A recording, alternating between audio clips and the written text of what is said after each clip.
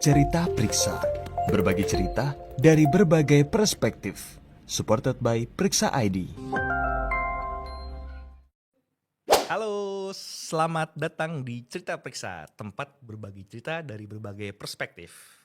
Kali ini saya Mustepu tidak sendirian karena saya sudah bersama dengan bintang tamu yang sangat spesial, jauh-jauh dari Grogol, Jakarta Barat. Kita sambut, ini dia Dr. Yani. Halo Dr. Yani.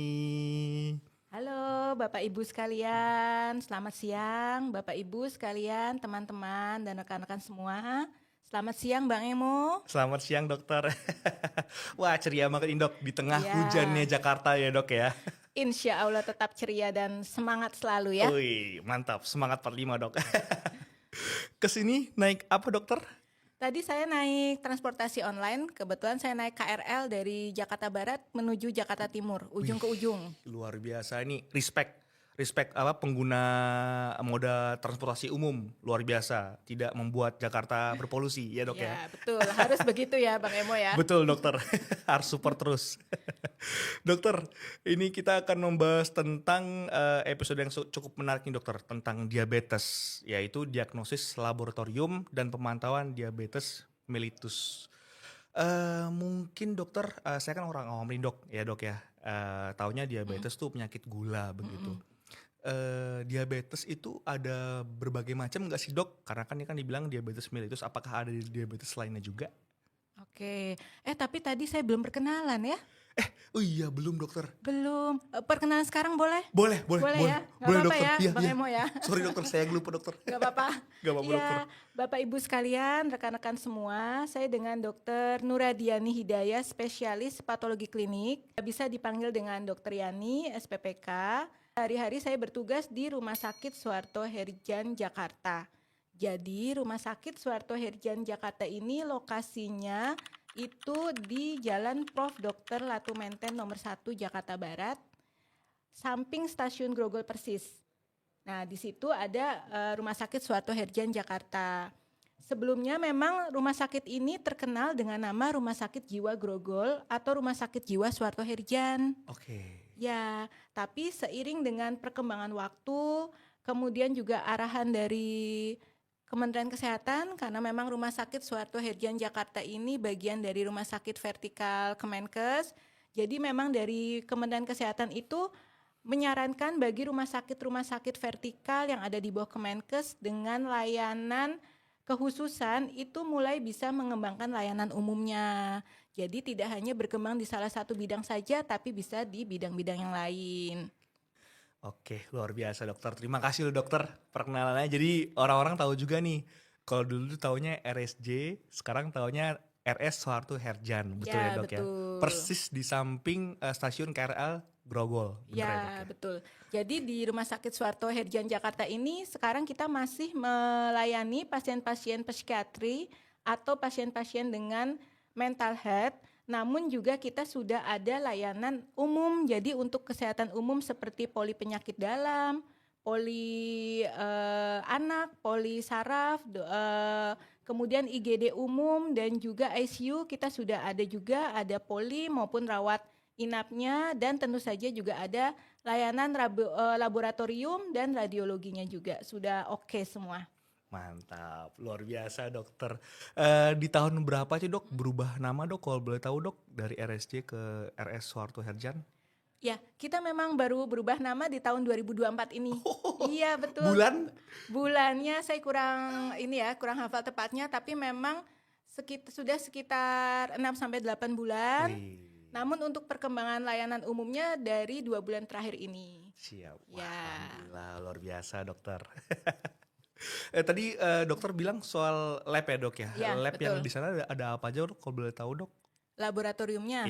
Ya, laboratoriumnya kita juga sudah cukup lengkap juga Bang Emo. Jadi kita ada pemeriksaan hematologi, itu untuk melakukan pemeriksaan seperti HB, hemoglobin, jumlah leukosit, trombosit. Kemudian juga ada pemeriksaan hemostasis atau koagulasi. Terus ada pemeriksaan kimia klinik termasuk fungsi hati, fungsi ginjal, fungsi jantung. Dan juga pemeriksaan imunologi, hormon tiroid, dan hormonal yang lain, marker hormon yang lain, marker tumor. Kemudian juga ada pemeriksaan urinalisa, Dan juga ada pemeriksaan screening nafsa juga kami juga ada, serta pemeriksaan-pemeriksaan yang lain. Jadi sudah lengkap untuk laboratoriumnya. Alhamdulillah lengkap banget dok ya. Kalau misalnya untuk tes diabetes itu nama labnya apa dok kalau boleh tahu dok? Untuk ini ya, jadi tadi balik lagi ke yang pertama ya, Ya pertanyaan bener dok, pertama. yang pertama dok. Pertanyaan pertama itu terkait dengan apa nih, tipe diabetes mellitus. Iya diabetes pemeriksaan tuh, labnya, ya diabetes tuh sebenarnya tipenya ada apa aja sih dok begitu? Oke, jadi memang diabetes mellitus itu ada beberapa tipe. Jadi Bang Emo, jadi diabetes mellitus itu merupakan suatu kelainan atau penyakit metabolik yang ditandai dengan hiperglikemi atau peningkatan kadar glukosa di dalam darah. Penyebabnya itu bisa disebabkan karena penurunan sekresi insulin oleh pankreas, atau juga bisa disebabkan oleh penurunan fungsi kerja insulin. Jadi insulinnya ada tapi kerja insulinnya tidak optimal, dan juga bisa disebabkan karena kedua faktor ini. Jadi bisa karena penurunan sekresi dan bisa juga disebabkan karena gangguan fungsi kerja insulin. Oke. Itu pengertian diabetes. Oke. Tipenya, tipe diabetes mellitus itu ada beberapa. Jadi ada diabetes mellitus tipe 1. Tipe 1. Tipe 1. Ya. Tipe 1 ini, diabetes mellitusnya ini merupakan suatu kelainan metabolik yang ditandai dengan hiperglikemi.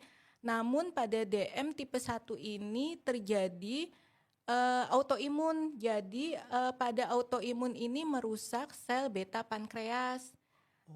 Ya, jadi padahal kan sel beta pankreas itu memproduksi insulin. Iya. Dengan kerusakan atau dengan kerusakan atau defek pada sel beta pankreas ini menyebabkan produksi insulinnya ini pada DM tipe 1 itu rendah atau justru malah sangat minim, bahkan bisa tidak diproduksi sama sekali, yang disebut dengan defisiensi insulin absolut. Itu bisa mengarah ke sana untuk DM tipe 1.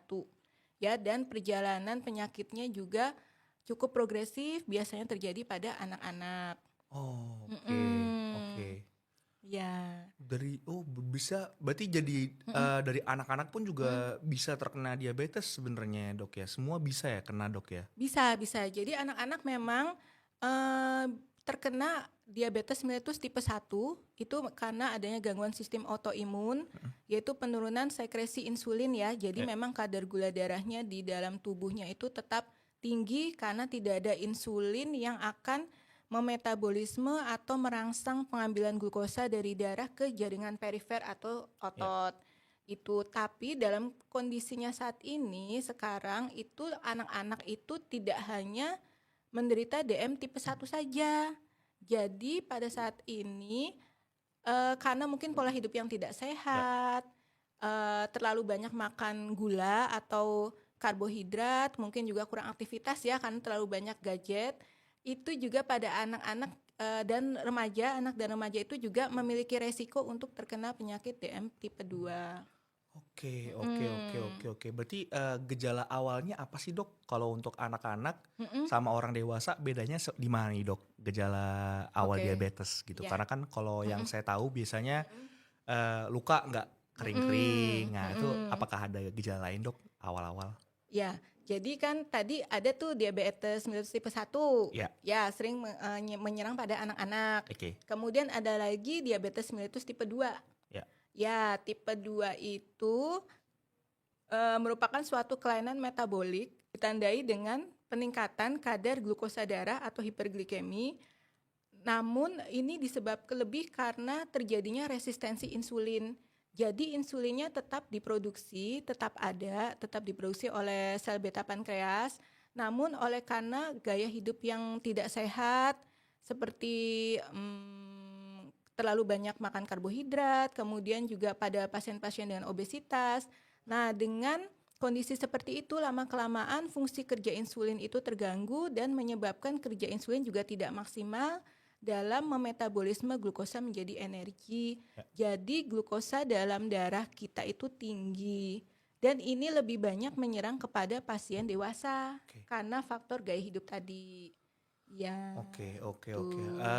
Gejala awalnya apa aja tuh dok biasanya? Gejala awalnya, jadi pada DM itu ada yang disebut dengan gejala klasik.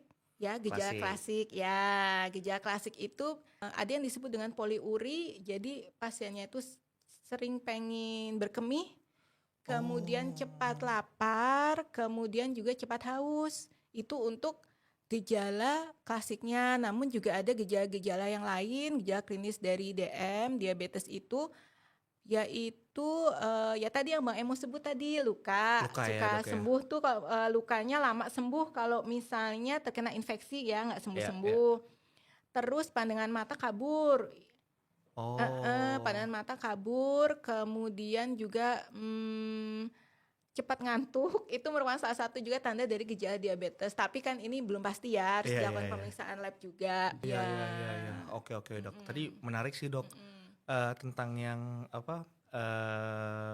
Luka nggak sembuh-sembuh gitu. Tadi saya mau nanya sih, Dok, kalau lukanya yang nggak sembuh di hati itu gimana, Dok? Itu Nah, itu- diabetes juga nggak, Dok? Waduh, itu apa Dok? Luka hepatikum. Iya, intermezzo, Dok, Iya, intermezzo. iya. Ini kayaknya ini ya pengalaman pribadi ya Bang Emo ya. Wah, jadi saya pingin curhat nih, Dok. Jangan, Dok, tadi di luar aja curhat Iya, ya, Dok. boleh nanti nambah waktu sendiri ya. Siap, dokter. Oke, Dok, mau nanya dong, Dok. Saya pernah denger nih, koreksi kalau salah, Dok, ya, cara penyebutannya. Tes HbA1c. Nah, itu mengapa penting, Dok, untuk pemantauan diabetes jangka panjang begitu? Oke. Ya, jadi memang kan kalau untuk diagnosis diabetes mellitus kan memang ada beberapa pemeriksaan ya. Ada pemeriksaan gula darah sewaktu, pemeriksaan gula darah puasa. Jadi jika memang ada keluhan-keluhan klasik diabetes mellitus ditambah keluhan klinis dan ada kadar gula darah sewaktunya itu lebih dari 200 mg per desiliter, itu memang mengarah kepada diagnosis diabetes mellitus. Namun tetap perlu dilakukan pemeriksaan lanjutan untuk pemeriksaan lab kadar gula darah sewaktu ini. Sedangkan apabila kadar gula darah puasanya dengan minimal puasa 8 jam sebelum pengambilan darah, itu lebih dari 126 mg per desiliter, itu juga merupakan suatu tanda diagnosis ke arah diabetes mellitus. Nah, kemudian untuk HbA1c, jadi HbA1c ini sebenarnya merupakan glikasi atau ikatan antara gula darah dan hemoglobin pada saat beredar di dalam aliran darah. Jadi di pembuluh darah itu gula darah ini akan berikatan dengan molekul hemoglobin. Dan ikatan molekul hemoglobin dan gula darah ini terbentuklah si HbA1c. Dan HbA1c ini terbentuk itu sepanjang umur eritrosit, yaitu sekitar 8-12 minggu. Itulah mengapa ketika kadar gula darah itu tinggi, kadar gula di dalam darah tinggi, ikatan antara hemoglobin dan gula darah itu juga semakin tinggi. Jadi ketika diperiksa, itu kan terbentuk HbA1c. Iya. Makanya ketika diperiksa kadar HbA1c-nya itu meningkat. Oke, dokter. Ya, kemudian dan si HbA1c ini bisa untuk diagnosis diabetes mellitus. Untuk mendiagnosis, jadi jika ada keluhan klinis diabetes mellitus ditambah dengan pemeriksaan HbA1c-nya itu lebih dari 6,5% dengan metode yang sesuai dengan standar, itu bisa untuk mengarah kepada diagnosis diabetes mellitus. Namun selain untuk diagnosis, pemeriksaan HbA1c ini juga berfungsi untuk monitoring dan evaluasi kontrol glikemik pada pasien DM. Karena kan si umur eritrosit 8-12 minggu. Jadi kadar HbA1c ini menggambarkan rata-rata kadar gula darah dalam tubuh pasien sama sekitar 8-12 minggu atau 2-3 bulan. Jadi lebih panjang rentangnya dibanding gula darah puasa. Wah, makasih banget dokter. Ini penjelasan detail banget. Ini saya kayak lagi konsultasi nih. Tapi semoga saya jangan jadi pasien diabetes deh, walaupun badan emang udah masuk ke obes ya dokter ya. Dokter mau nanya dong dok, sekarang kan lagi marak tuh dok, viral gitu ya kan, tentang gagal ginjal. Mm-mm. Nah, gagal ginjal, banyak yang bilang juga gagal ginjal itu ada hubungannya sama diabetes mellitus. Apakah itu bener dok gitu? Kalau misalnya memang ada hubungannya di mana dok begitu? Akhirnya Mm-mm. kenapa orang diabetes bisa jadi gagal ginjal begitu dok? Oke. Iya memang banyak ya kejadian ya. Jadi dari diabetes mellitus komplikasinya itu ke gagal ginjal Hmm, atau gangguan fungsi ginjal ya. ya, Jadi memang dengan bertambah banyaknya kadar gula darah itu akan menyebabkan kerusakan dari fungsi glomerulus ginjal yang fungsinya itu untuk menyaring atau filtrasi pada ginjal. Nah, dalam kondisi normal itu glomerulus itu akan menyaring dan menahan protein yang ada di cairan itu tidak sampai keluar melalui urin. Jadi Oke. ketika disaring proteinnya itu tetap bertahan tidak keluar melalui urin.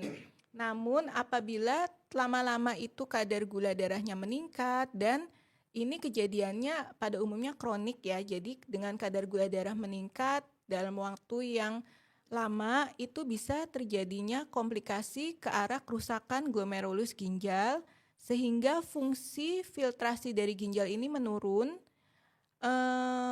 Albumin sebagai salah satu protein tubuh itu akan keluar melalui urin. Jadi si glomerulus ini tidak bisa menahan albumin.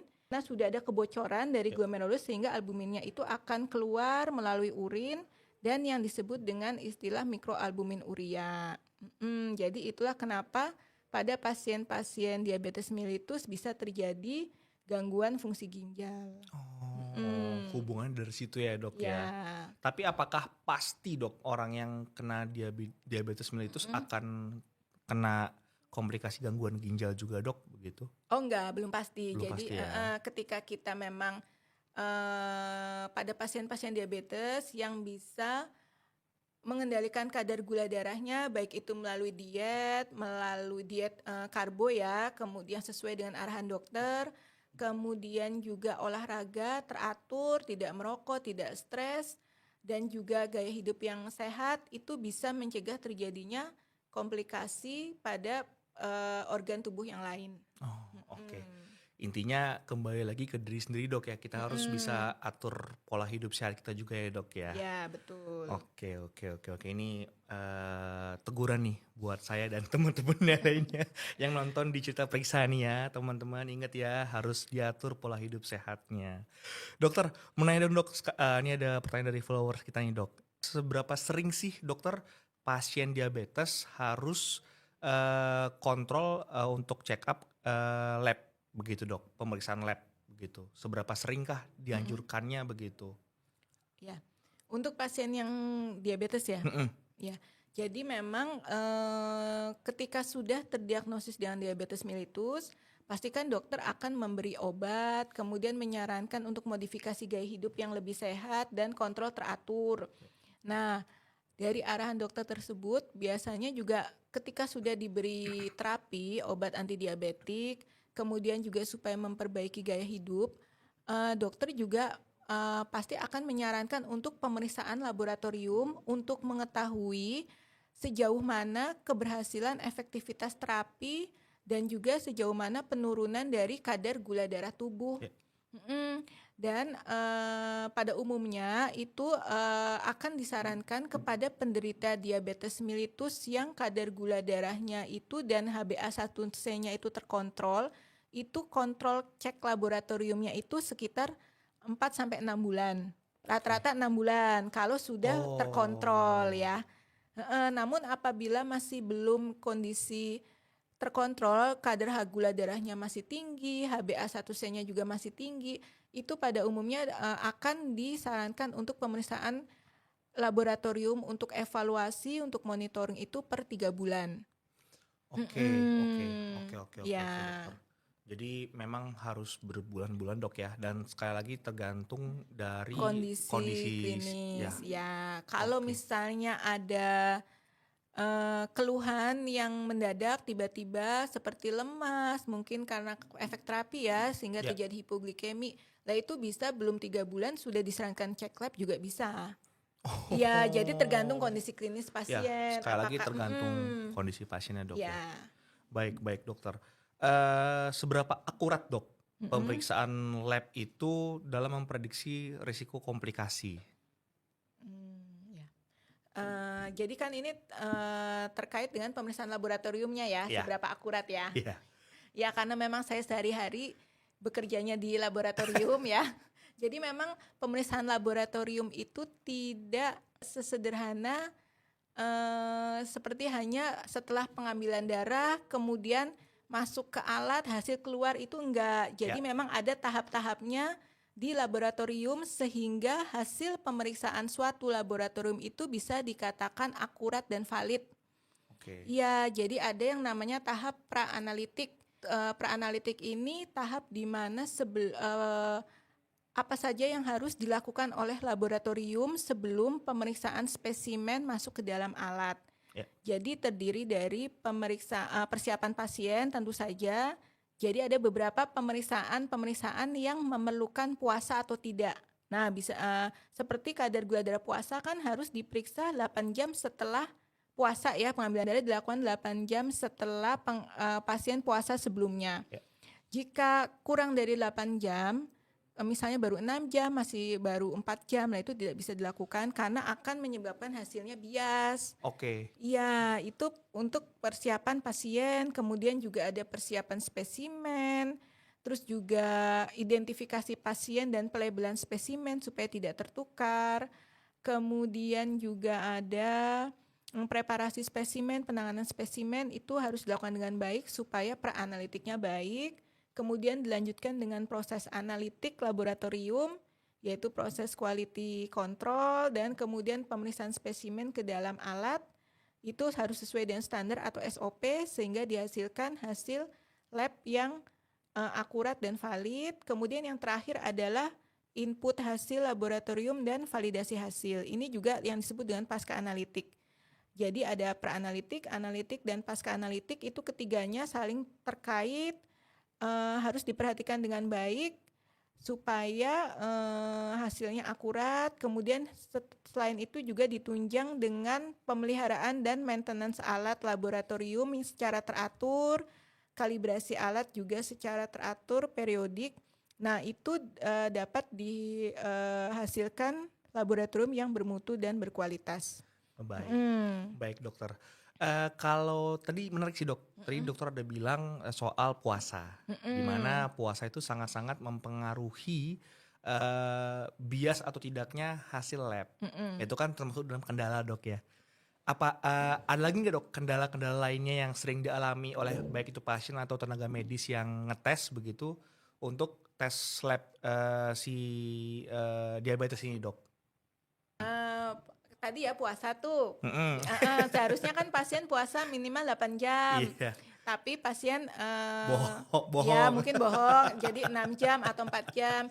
Masih alhamdulillah kalau pasien nyampein ya. Kadang ada pasien yang bilang, "Saya baru puasa 6 jam nih, Dok." Apa 6 jam ini, Bu, ke tim laboratorium yang lain. Biasanya nanti akan kita edukasi supaya menambah durasi puasanya. Nanti 2 jam baru dilakukan pemeriksaan dilakukan pemeriksaan laboratorium kembali. Jadi puasanya ditambah 2 jam. Nah, kadang ada juga yang datang sudah berpuasa sangat lama. Misalnya harusnya hanya 8 sampai 10 jam untuk pemeriksaan kadar gula darah. Puasa pasiennya ini atau orang yang bersangkutan puasanya itu sampai 15 jam. Itu Waduh. ada juga. Lah itu biasanya memang kita edukasi, saya minta persetujuan pasien, kita edukasi, mohon maaf kita belum bisa melakukan pemeriksaan pada hari ini karena puasanya terlalu lama dapat menyebabkan bias pada hasil pemeriksaan, dimohon datang kembali di lain waktu. Oh, oke, berarti bisa ada penundaan untuk pemeriksaan lab ya dok ya? Iya, dengan catatan pasiennya minimal puasa dengan syarat waktu yang sudah kami tentukan. Oke. Ya, betul. Baik dokter, karena kan apa ya namanya puasa dok ya, menahan lapar kan. Ada yang tiba-tiba dia kayak saya orangnya laparan. Jadi susah untuk menahan lapar begitu dok. Cuman kita boleh tanya sedikit dok, kita callback lagi ke soal diabetes. Ini kan ada pengaruh gaya hidup juga dok. Boleh tolong dijelasin dok, mungkin dikasih informasi ke kita juga. Sebenarnya langkah awal untuk menghindari diabetes ini apa sih dok? Selain tadi kan tidak boleh makan karbo berlebihan, gula berlebihan, atau mungkin ada olahraga yang memang cocok untuk orang yang supaya nggak diabetes begitu misalnya. Nah, itu ada nggak dok kira-kira dok? Kalau untuk pencegahan diabetes ya, Iya. kalau diabetes tipe 1 itu kan memang karena autoimun ya. Mm-mm. Autoimun itu kan tidak bisa kita hindari. Ya. Jadi sesuatu yang terjadi memang ada gangguan sistem imun yang menyerang sel tubuh sendiri. Kalau memang karena faktor penyebabnya autoimun itu memang tidak bisa dihindari lagi ya. Jadi memang untuk terapinya itu juga pada DM tipe 1 memerlukan insulin dan modifikasi gaya hidup dan pemeriksaan lab kontrol teratur. Nah, untuk yang DM tipe 2 ini sebenarnya yang bisa dicegah pada beberapa faktor resiko. Misalnya kalau pada faktor-faktor resiko pada pasien yang yaitu pasien yang kurang olahraga, kemudian pasien-pasien yang sering merokok, gaya hidupnya tidak sehat. Nah, itu sebenarnya bisa diperbaiki dari awal, dicegah dari awal, dan jangan lupa kontrol rutin ke laboratorium untuk periksa lab, walaupun mungkin belum ada indikasi ke arah sakit, tapi deteksi lebih awal itu lebih baik supaya untuk menghindari terjadinya komplikasi yang lebih jelek. Nih quotes hari ini nih dari Dokter Yani nih. Deteksi dari awal lebih baik daripada sudah ketahuan nanti malah makin repot ya dok ya. Ya. Gitu. Nah itu memang harus kita aplikasikan sekarang juga lah begitu. Karena kan ya ada pepatah orang lama bilang sehat lebih baik lah daripada sakit lah begitu. Karena sakit pasti mahal banget kan begitu. Dokter tadi dokter ada menyinggung soal lab lagi begitu. Nah ini kan dari rumah sakit kan merupakan salah satu tangan dari Kemenkes lah kita bilang kayak gitu dok ya. Kalau misalnya mau periksa lab itu di hari apa aja sih dok? Adanya dok untuk khususnya untuk si diabetes ini dok begitu. Iya. Kalau untuk periksa lab, kalau untuk rumah sakit sih pasti akan buka setiap hari selama 24 jam Bang Emo. Oh oke. Ya. Baik. Jadi untuk Rumah Sakit Suharto Herdian sendiri juga kita melayani masyarakat umum nih. Jadi nggak hanya pasien-pasien rawat inap rumah sakit saja yang bisa cek laboratorium. Ya, jadi kalau ada Bapak Ibu, teman-temannya Bang Emo, rekan-rekan semua yang mau periksa lab mandiri atas permintaan sendiri bisa datang ke Rumah Sakit Suharto Herdian. Itu untuk melakukan pendaftaran. Kita layani selama 7 kali 24 jam. Jadi kita buka terus. 24/7 dok ya. Ya, terus sedikit promosi boleh ya? Boleh, gak apa-apa dokter. Justru arahnya ke sana habis ini dok. Iya, sedikit promosi juga. Boleh dok. Lab Rumah Sakit Suharto Herdian Jakarta itu juga melayani home service. Oh iya dok. Ya, home service atau office service. Wih. Iya, betul. Jadi kalau teman-teman periksa.id mau dilayani home service atau office service boleh juga. Jadi tinggal kontak WA saya aja. Boleh dokter. Ini menarik sih dok, karena kan kadang-kadang masalah orang zaman sekarang kan nggak ada waktu. Ya. Nggak ada ini mager ya, gitu betul. kan. Padahal ke coffee shop bisa, kemana-mana bisa gitu kan. Tapi kalau untuk ini selalu meremehkan begitu. Nah tapi ini dengan adanya layanan dari RS Suharto Herdian untuk home service sama ke office service itu luar biasa sih dok. Karena penting banget sekali lagi untuk mencegah sebelum itu datang ya dok ya. Iya gitu. betul. Pertanyaan selanjutnya dok, bisa BPJS nggak dok?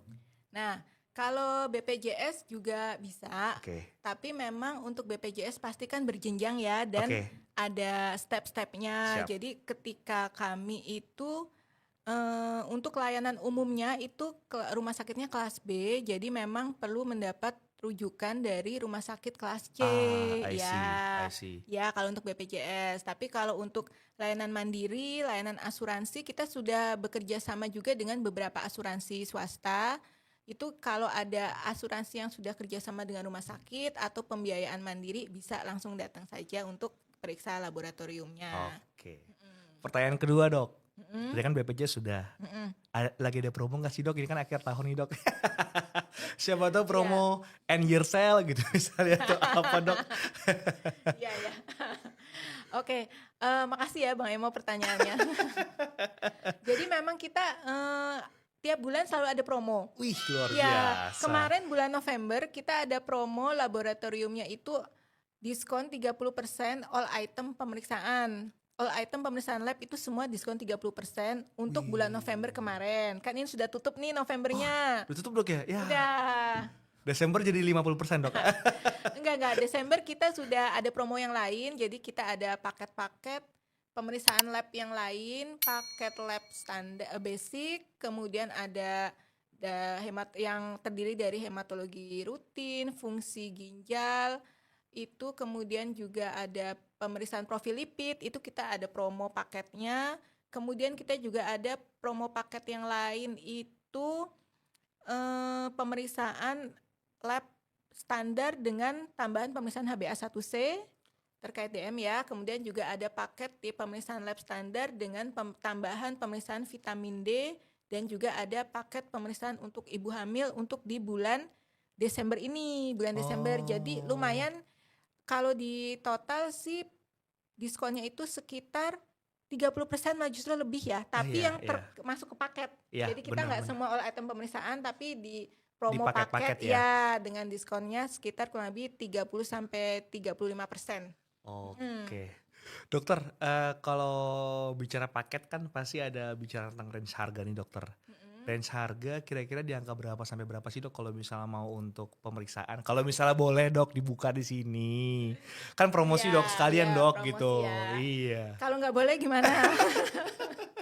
Ya spill dikit aja lah dok, dikit aja. Spill dikit ya, spill dikit. Sejujurnya saya nggak terlalu hafal ya harganya Iya, ya. gak apa-apa dok, gak apa-apa dok. Gak Jadi apa-apa. memang ada pemeriksaan, boleh nyontek nggak nih? Boleh dokter, nyontek ya? boleh dok. Bukan UN kok dok, bukan UN. Nyontek dulu ya, Iya. soalnya saya masih belum hafal nih. Boleh silakan dok. Karena kan ini supaya jadi pengetahuan buat teman-teman lain juga, barangkali mereka ada yang bingung kayak, aduh mau tes lab tapi harganya berapa ya gitu. Iya. Ya Kadang kan? juga ada yang bingung mau pemeriksaan lab tapi belum tahu apa yang mau diperiksakan, Nah, Bang Emo. itu dia ada. dokter.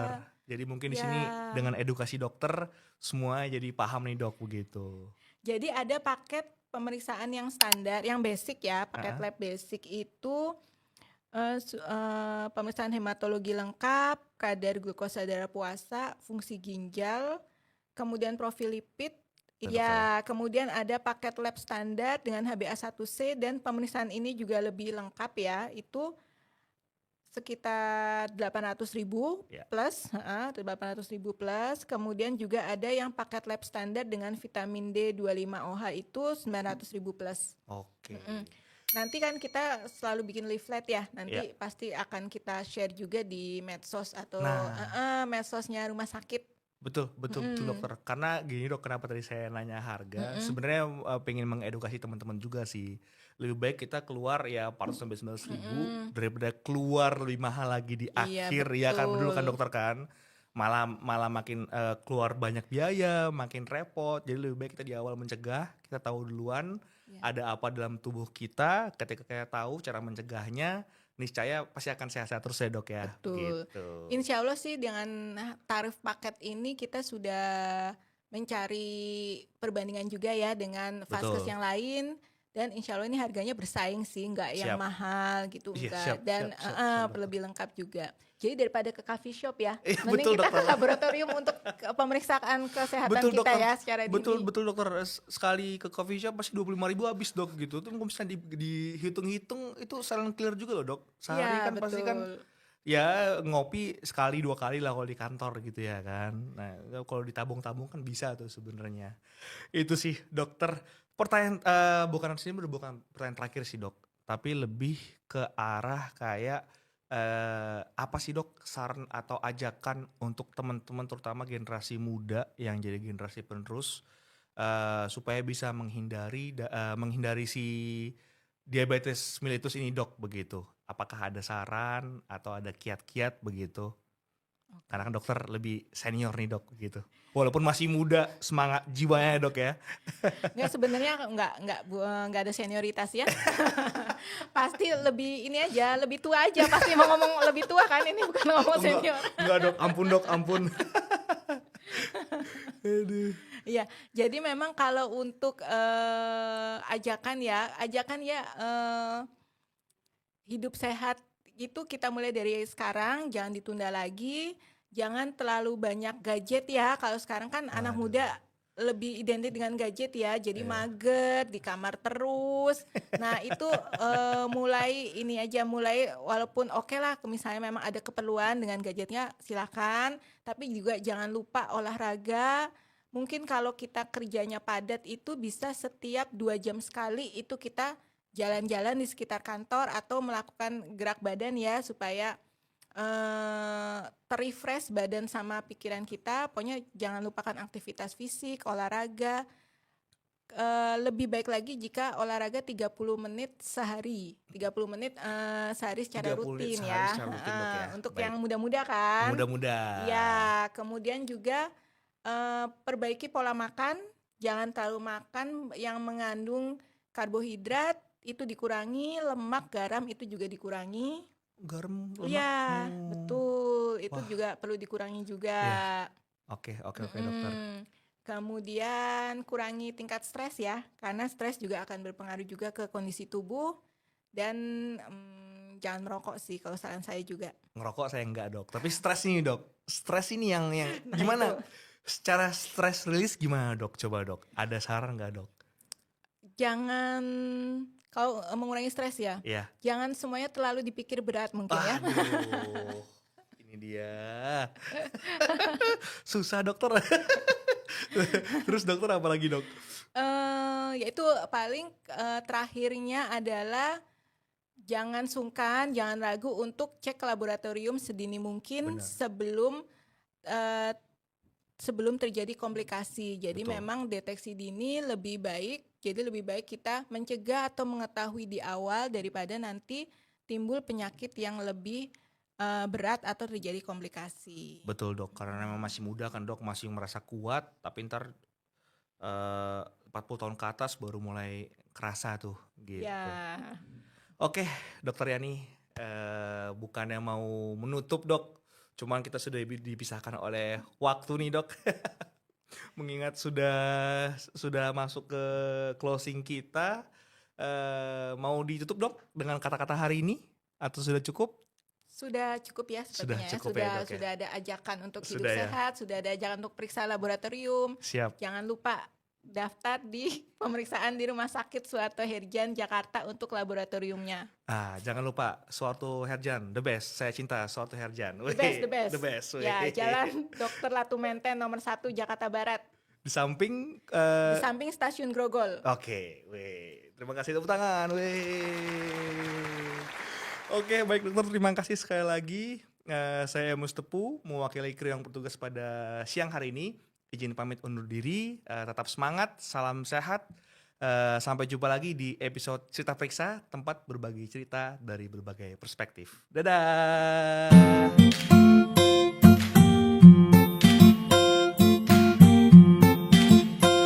Cerita Periksa, berbagi cerita dari berbagai perspektif. Supported by Periksa ID.